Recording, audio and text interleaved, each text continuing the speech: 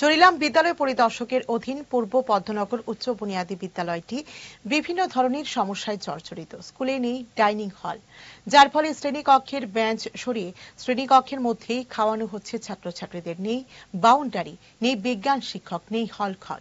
বৃহস্পতিবার সংবাদ মাধ্যমের সামনে স্কুলের এই সমস্যাগুলো তুলে ধরেন স্কুলের ইনচার্জ আমজাদ হোসেন। তিনি জানিয়েছেন, 2018 সাল থেকে স্কুলে নেই প্রধান শিক্ষক, অর্থাৎ চূড়ান্ত অবস্থার মধ্য দিয়ে চলছে স্কুলটি।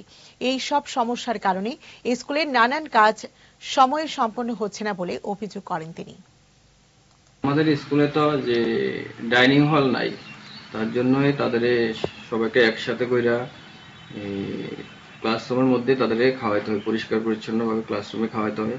যদি তাদের ডাইনিং হলের সমস্যা, তার জন্য ক্লাসরুমে খাওয়াইতে হয়। না, প্রথমত তো একটা বিরাট সমস্যা আছে যে স্কুলের মধ্যে বাউন্ডারি নেই। তারপরে একটা HM এর প্রয়োজন স্কুলের মধ্যে। স্কুলে HM ছাড়া চালাতে গেলে বিভিন্ন সমস্যার সম্মুখীন হতে হয়।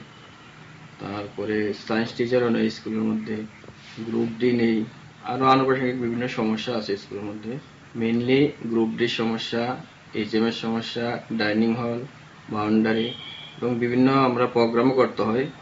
ওই প্রোগ্রামগুলি ক্লাসরুমের মধ্যে করতে হয়। যদি আলাদাভাবে একটা রুম হইতো, হল রুম, যে ক্লাসের বাদ দেওয়া প্রোগ্রাম করানোর জন্য, তাতে সুবিধা হতো।